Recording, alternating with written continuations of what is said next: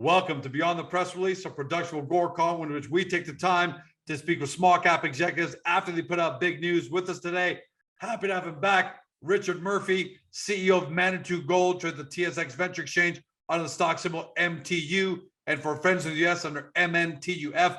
For those new to the story, here's what you need to know. And if you're into gold and resources, you're going to really like this. Manitou controls 100% of the Goudreau project in Northern Ontario, where they're accelerating exploration in search of Canada's next gold discovery and maybe even a mine. But they're not doing that alone, because we know a lot of companies like to talk the talk. They're supported by two majors in Alamos, who's a $4 billion producer that owns 19.99% of the company, and O3 Mining, the Osisko Group company that owns 9.99%. And so they're assisting Manitou both on the balance sheet and even in the boardroom, because the COO of Alamos is a director of Manitou. The CFO of O3 is a Manitou director as well. And both companies participated in a recent $5 million financing to maintain their ownership percentages and board. Why are they doing this? Well, the area of the Goudreau project hosts two multi-million ounces gold deposits. Alamos has their high-grade Island mine, and Argonaut Gold's planned open pit gold mine and processing mill that's been green lighted for development in 2023. Manitou itself has two zones that are separated through faulting. The Goudreau Deformation Zone has seen multiple discoveries, and the Baltimore Deformation Zone that has not had any discoveries until today.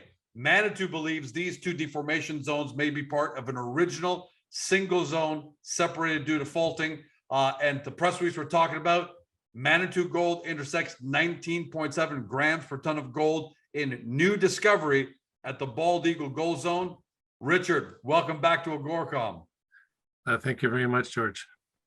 Before we jump into details about the press release, because whenever we're talking about geology, there are details, and we got some great maps we're going to be taking a look at. Big picture, how big is this new discovery to your overall theory? Well, in a nutshell, it validates our exploration model. You mentioned the two important deformation corridors, the Goudreau-La Calche deformation corridor to the west, and I'll illustrate that in a couple of minutes for your viewers. Has seen well over 1 million ounces of, well over 1 million meters of diamond drilling for gold, resulting in the discovery of multi-million ounce deposits. That corridor is fault offset. It's truncated on its eastern end, displaced further north onto lands that we own 100%, and extends for the next 18 kilometers through our property. Now, we have basically hypothesized that the gold-bearing system at the Goudreau-La Calche, evidenced by these multiple million ounce deposits, ought to continue through the Baltimore Deformation Corridor on our property. Through our drilling, beginning at the start of 2021, we began to validate that model, hitting many holes of tens of meters of material grading in around 1 gram per ton. But it wasn't until today, basically, that we've been able to deliver the sort of results that our neighbors to the west have proven up in that similar deformation corridor. All right, so seeing is believing. Why don't you bring up for us a couple of graphs that a couple of maps we should be taking a look at. And while you're bringing that up, Richard's going to run us through both deformation zones on the project and the reasoning behind exploring an area with no prior exploration in the Baltimore Deformation Zone. That's going to be interesting. So tell us what we're running through, what we're looking at here, Richard. And remember, I'm not a geologist. A lot of people are watching our geologists, but this is a great map that's going to help people visually understand what's happening with this news. So the background of this map, I mean, we're looking at the eastern end of a greenstone belt. The western end of it has also got gold deposits. It's dominated by West Dome mines, where they operate the Eagle River mine and mill complex and the Mishi open pit. But in this, I guess, eastern part of the belt, there's a dominant player being Alamos with their Island gold mine. Right now, Island is sitting at about 3.5 million ounces of quite high grade resources and reserves. well over 11 grams, and growing rapidly. If you look at the exploration success they're having over the past several years, immediately adjacent to and west of the Island Gold Mine is the Magino open pit, currently being developed by Argonaut. They're doing the earthworks, pre-strip, and actually starting to build the mill now. And that mine is projected to be online in a couple of years. That's also another giant deposit, stands at 6 million ounces, reserves and resources combined.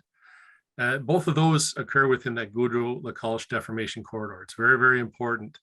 There's over 10 million ounces, as I just outlined, defined in it. There are other historic producers, all owned now by Alamos. That deformation corridor is cut off by a fault on its east end, and it continues on. It's been truncated and offset to the north, called the Baltimore Deformation Corridor, as it continues on to the east through the Manitou property. One way to contrast these, I mean, the Goudreau-Lacache. And for everyone at home, by the way, the Manitou property, so they know, is the yellow shaded area. Yellow shaded area. You guys are right in the thick of things. Yeah, well, we're actually the largest landowner by a wide margin here.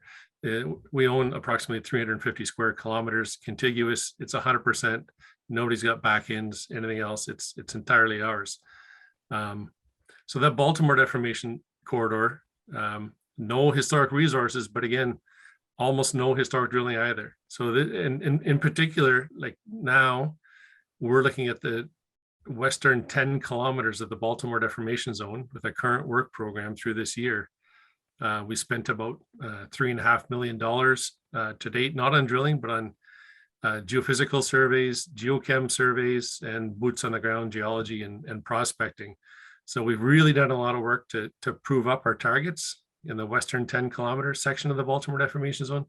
And that particular piece of prospective ground has actually never been drilled in the past, ever. And I got a couple of other more detailed maps we can get into in a minute here, but yep. At a high level, what we're talking about is a deformation corridor that's identical to the Goudreau-Lacache, hosting over 10 million ounces of gold. Currently, that's growing. And the part we're looking at, 10 kilometers along strike, has not got a hole in it. So I think we're in elephant country, and it's virgin territory, literally untested with a drill. And it's great the way you illustrate that. That's why this was so important, Richard, to show that. But here's what I find curious. Today's results are from the Bald Eagle Gold Zone that you have as a star there, and you might want to use your mouse just to draw everyone's attention to it. That's not right in the corridor there. So what led you guys to drill over there? I'll answer that in the context of another map here. So right now we're looking again at that 10 kilometers. I'll start off with this. So that's just the western 10 kilometers of the Baltimore Deformation Zone here. Right. We're looking at in more detail. This is an area we chose to start with. We knew it was going to be more geologically complex, which is typically a positive when it comes to finding gold deposits. Complex geology, complex structural setting, lots of alteration and deformation of the rocks, big structures. I mean, that's the hunting ground for gold deposits. The reason we keyed on this particular area initially is because we knew of two large granitic bodies, very large, kilometers, many kilometers across. And we knew that those would basically bracket and constrain and probably intensify part of that deformation corridor. Something we learned in the process of doing this, again, $3.5 million of geotechnical work, preparing for the current drill program that we're undertaking. We identified a new, previously unknown granitic intrusion. This may sound like a little bit of boring geology. The importance of recognizing a third body here, though, is very high, in that now this forms a triple junction setting. And without going into a whole lot of detail, triple junction settings are widely known. They're prime targets in lode gold exploration. So we have basically three arms now between these granitic intrusions, where this deformation corridor was confined and intensified. And another thing we found is these thick dark lines depict an area of intense, very deep-seated crustal scale faulting. These things actually tap down to the bottom of the crust. We know because we see ultramafic rocks that can only come from extreme depths. That confirms that this is a crustal scale fault corridor traversing through our triple point junction. And to get back to your question on the Bald Eagle Gold Zone, how is it we found it? Well, we extrapolated this. We knew a lot about because of the detailed work we've done. We extrapolated this across, like, outside of our detailed survey area, which basically is this. And we followed these crustal scale faults. We can see them in the geophysical signatures. We follow them up to the north, where they start to interact with other faults, different orientation to them, also crustal in scale, very, very large fault system. And we came up with a several kilometer long trend that we thought would be also prime for prospecting. And that's literally what we did in the latter part of the summer. We had several prospecting crews who had done a lot of the work down in the Baltimore Deformation Zone. They moved up into that, what we now call the Bald Eagle Gold Zone, and basically with pick and shovel and determination, we're able to dig up some gold bearing quartz vein material. And we just went ahead. We went ahead instead of hitting it with an awful lot of geotechnical work that would take time. We decided to drill it with 6 holes initially and see what we get. And what we got, what we've announced today, we're very, very happy about it. And we're in a position where we're going to be bringing in, just in a matter of days, next Monday to be exact, the second drill is scheduled to land on the property. It's being floated in from Quebec, and we'll have a second drill on the project focused on that Bald Eagle Gold Zone. I got to tell you something. We've had a lot of people take us through maps and things like this, and it's pretty easy for viewers to get lost in the weeds. But the way you took it from, you kind of took it from the big picture to the smaller one to the smaller one, and I love the way you kind of led us down the trail of breadcrumbs there that took you right to the Bald Eagle Gold Zone. So I love the way you illustrated that. It makes complete sense. In fact, it excites people watching at home. You're going to bring in the second drill. So what amount of drilling you guys plan to do over what period of time, given the results are clearly telling you this is the way you got to go? Well, we'll be drilling at least 10,000 meters over the next 2 quarters. We've got treasury for that. It's budgeted.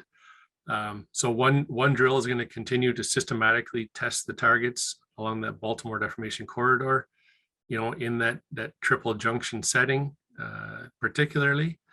And again, these are targets that have been tremendously de-risked. They're not standalone with respect to having attractive geochemical feature or attractive structural setting or attractive geophysical characteristics. All of our top tier targets are attractive from all perspectives. In other words, how many targets do you have, by the way? Because it's not just Bald Eagle. Then you've got targets right along that trend there. How many are you able to tell us how many targets you've got there? And after that, how many holes or how many meters are you guys going to drill at Bald Eagle Zone and even the other targets? So we've literally got about 3 dozen targets. They have that top tier. Wow. All our line spacing with the geochem, the geophysics was 100 meters. So, individual drill targets aren't just one line. Like, that's not our top tier. So in other words, our average drill target is 200 to 300 meters across. It's got the right features, right geophysics, right geochem responses on all 3 lines. So they're pretty big targets. And we've literally got more than 30 of these. Like I said, in the ballpark of 3 dozen as it stands. And they're big enough they don't take 1 hole each. So again, right now, our program is budgeted for 10,000 meters. I And think you've it's got the budget foreseeable. for that right now? I mean, you've got the cash on the balance sheet, or you got most of that and you may need to go back to the market later for more? No, the money is in the bank for this 10,000 Right. meters. So, with 2 drills, we're going to continue as long as we're having success at the Bald Eagle Gold Zone. We've rushed a bunch of the geophysics and geochem similar type work on a smaller scale, covering just several kilometers of strike up there. We do have targets. Outside of it, what we've drilled to date, we can see at least a 500-meter strike length of target zone there. So as long as we continue to have success, 1 drill is going to remain in the Bald Eagle Gold Zone. But I think we're going to be most likely either continuing there following the success, or moving the second drill to continue down in the Baltimore Deformation Zone. We're going to our 10,000 meters, to be honest, it won't be sufficient to test all the targets we have. And that's not even allowing for, exploration success. Obviously, if that comes, then the whole dynamic's going to change. We won't have 2 drills on site. We'll have a team of drills on site. At the outset, I mentioned about the strong involvement, both on the balance sheet and in the boardroom, that Alamos and O3 have. How are you able to talk about, it's great that you're not going to, I think for any investor, when you see that a small cap resource exploration company has that kind of help, that gives people a lot of added comfort. So are you able to talk at all about the technical direction they may be providing you, if any? Oh, absolutely. Both companies provide, I'd say, high-level strategic. We have advice. We have access to the senior executive in both companies. So they both do help, not just financially, as you said, but from a strategic perspective, as well as technical. And in particular, Alamos being our largest shareholder and our immediate neighbor, they're spending upwards of 20 million per year on exploration immediately next door to us. So maybe go back to that first one just to make sure, just to remind everyone about where they are next door to you. Yeah. So again, the yellow property is Manitou, 350 square kilometers. Immediately to the west of us, adjoining our properties and contiguous with us, is Alamos in brown. Right. And again, they own not only the Island Gold Mine, but also the past producing Edwards and Klein mines. They purchased all of this, Edwards and Klein, and everything going eastward up to our mutual boundary now in December last year for about $20 million. So they were very serious about securing that for the future. So we do have, a very supportive shareholder. Again, in this stretch of ground here, they're spending about $20 million this year. They've done similar last. I'm sure they'll do at least similar again next year based on the successes they're having. So we specifically, when it comes to technical advice, we have a exploration committee, joint exploration committee, headed up on their side by their VP exploration.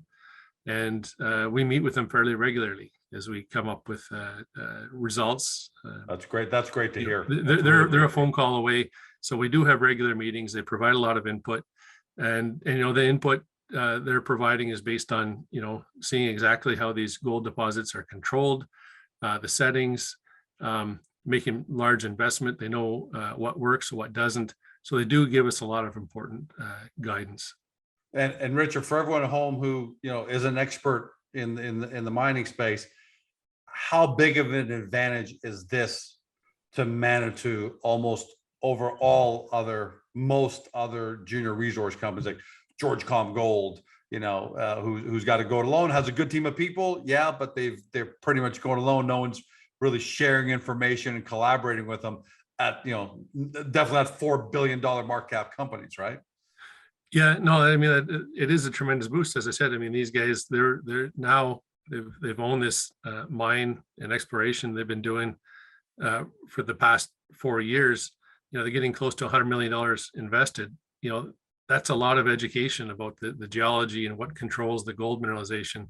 So when they give us some suggestions on what may work, we take that very, very seriously. Absolutely. If we were on our own here, without some proven success and a little bit of knowledge imparted from the neighbors, we would probably be trying some things that may not be as effective as the tools that we've used to great effect.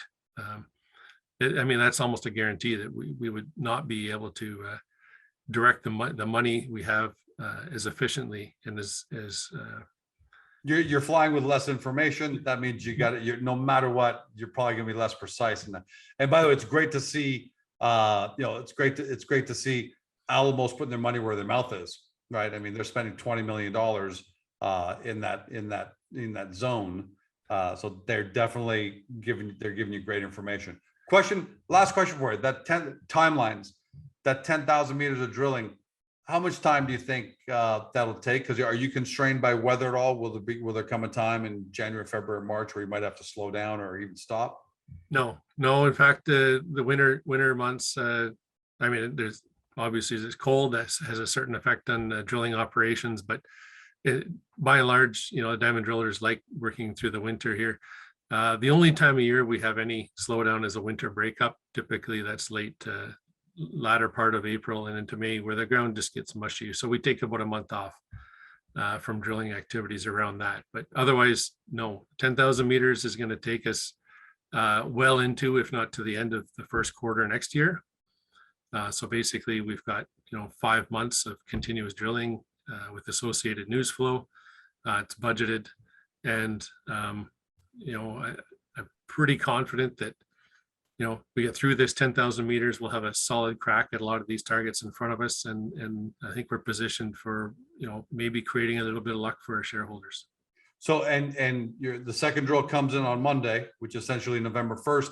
So do you expect results to be coming back?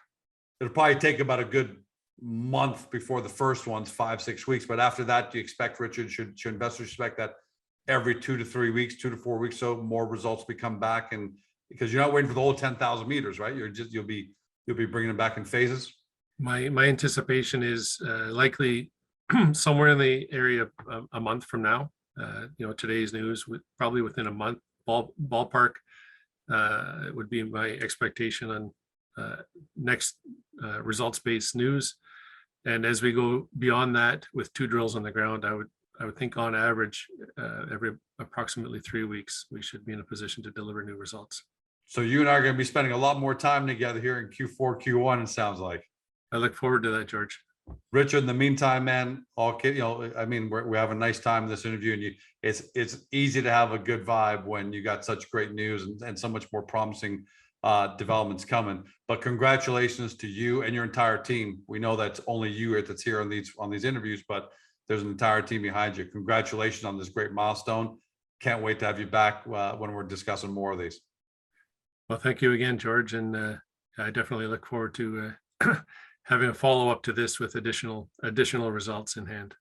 Yeah, multiple follow-ups, it sounds like, between now and PDAC. So it's gonna be a lot of fun.